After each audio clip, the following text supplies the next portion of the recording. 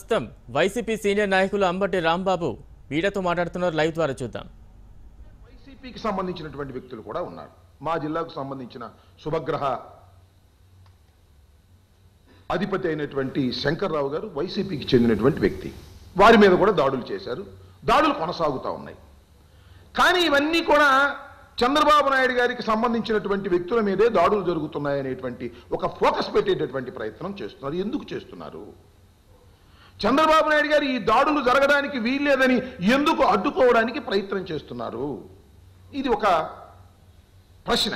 ఈ ప్రశ్నకు సమాధానం రాబట్టవలసినటువంటి బాధ్యత అందరి మీద ఉన్నదని మనవి చేస్తున్నాం. ఒక దాడులు జరుగుతూ ఉంటే, ఒక చట్టబద్ధమైనటువంటి దాడులు జరుగుతూ ఉంటే, ఒక ప్రభుత్వాధినేత ఆ దాడులు జరగడానికి వీల్లేదని, జరిగితే ఏదో ప్రమాదం జరుగుతుందని. ఎవరు ప్రమాదం జరుగుతుంది? ఈ దాడులు జరిగితే ఆంధ్ర రాష్ట్ర ప్రజలకు ప్రమాదం జరుగుతుందా? లేకపోతే చంద్రబాబు నాయుడు గారికి ప్రమాదం జరుగుతుందా? లేదా చంద్రబాబు నాయుడు గారి బినామీలకు ప్రమాదం జరుగుతుందా? దీనికి ప్రజలు, మేధావులు, ప్రజాస్వామ్యవాదులు ఆలోచించవలసినటువంటి అవసరం ఉన్నది. ముఖ్యమంత్రి నారా చంద్రబాబు నాయుడు గారు విపరీతమైన ధోరణిలో ఎందుకు ప్రవర్తన చేస్తున్నారు? దాడులేం కొత్త కదే, కొత్త కాపోయినప్పటికీ కూడా దాడులు జరగడానికి వీల్లేదు. నేను అడుగుతా ఉన్నా, నారా చంద్రబాబు నాయుడు గారిని ప్రభుత్వ అధినేతని, తెలుగుదేశం పార్టీ అధ్యక్షుల్ని, అయ్యా నీ ప్రభుత్వం ఉన్నది, మీ ప్రభుత్వం రాష్ట్రంలో ప్రయత్నం చేస్తున్నది, ఎక్సైజ్ డిపార్ట్మెంట్ ఉన్నది, కమర్షియల్ ట్యాక్స్ డిపార్ట్మెంట్ ఉన్నది, ఏసీబీ ఉన్నది, ఇవి దాడులు చేయవా? ఎక్సైజ్ డిపార్ట్మెంట్ వారు ఎక్కడైతే దొంగసారా అమ్ముతున్నారో అక్కడికి వెళ్ళి దాడులు చేస్తారా లేదా? చేయడానికి వీల్లేదని అంటారా?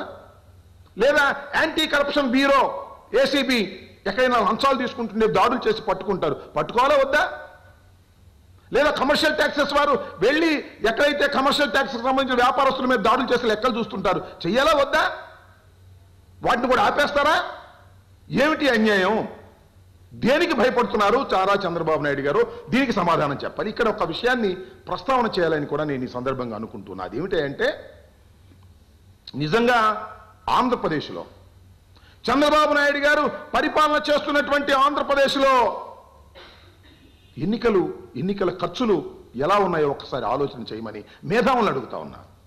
పక్కనున్నటువంటి తెలంగాణ కానివ్వండి, పక్కనున్నటువంటి ఒరిస్సా కానివ్వండి, పక్కనున్నటువంటి ఛత్తీస్గఢ్ కానివ్వండి, లేదా తమిళనాడు, ఒరిస్సా, అలాగే కర్ణాటక, ఈ రాష్ట్రాల్లో ఒకసారి మనం బేరీజు వేసుకుంటే అన్ని రాష్ట్రాల కన్నా ఎన్నికల ఖర్చు అత్యంత అధికంగా జరుగుతున్నది ఆంధ్రప్రదేశ్లోనే. ఇంకొక మాట చెప్పాలి అంటే, భారతదేశంలోనే ఆంధ్రప్రదేశ్లో ఎన్నికలకు ఖర్చు పెడుతున్నంత సొమ్ము ఇంత అంతా కాదు.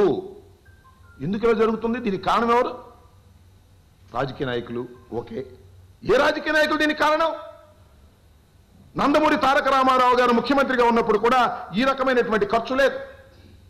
కేవలం నారా చంద్రబాబు నాయుడు గారు ఎన్టీ రామారావును దించి అధికారంలోకి రావాలని ప్రయత్నం చేసినటువంటి తరుణంలో విచ్చలవిడిగా అవినీతి సొమ్మును ఖర్చు పెట్టి అధికారంలోకి రావాలనే ఉద్దేశంతో ఎన్నికల ఖర్చును విపరీతంగా పెంచేసినటువంటి దుర్మార్గమైనటువంటి రాజకీయవేత్త నారా చంద్రబాబు నాయుడు గారు. అవునా కాదా ఒకసారి ఆలోచన చేయమని మనవి చేస్తున్నాం.